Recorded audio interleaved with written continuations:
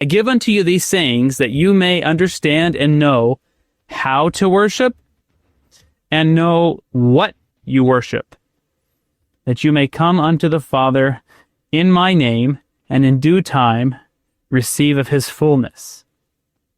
For if you keep my commandments, you shall receive of his fullness, and be glorified in me as I am in the Father.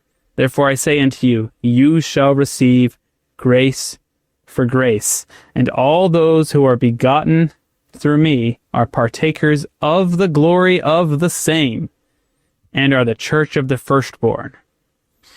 So John has told us all this stuff about the priesthood so that we know how to worship and what we worship. Now, we talk a lot about who we worship. We worship God. Okay, we worship the Father. We don't normally use these terms, what we worship. But what I'm going to suggest to you is that we worship Logos. We worship the truth, the eternal truth, and the eternal truth as it manifests itself as the eternal holy order of the priesthood. That is what we worship.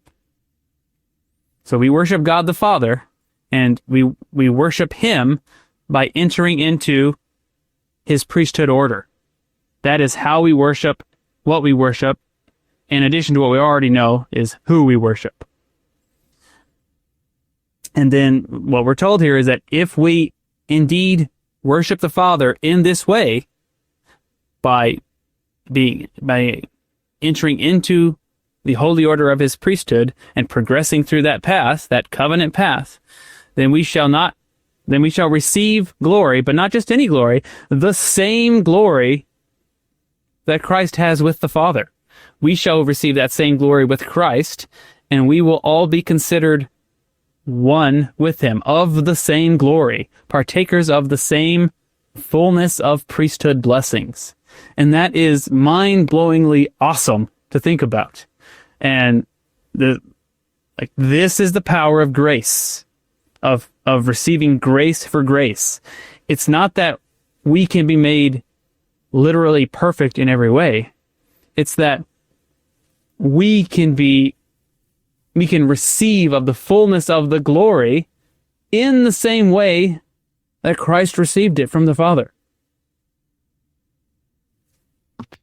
These verses here, the amazing thing about it, 19 through 22, they basically capture the entire temple experience, all in these few verses.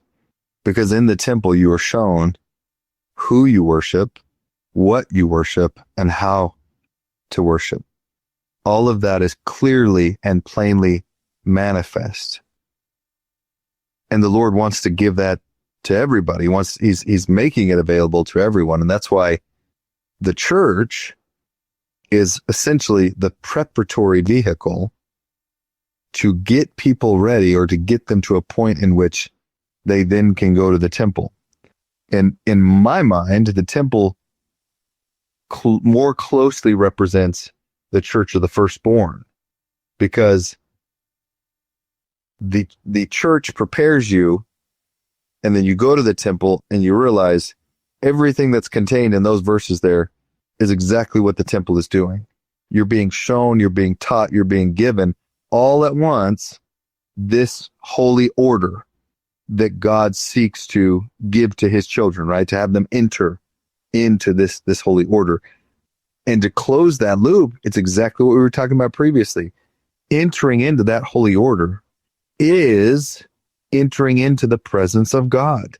That's what he seeks for each of us to do.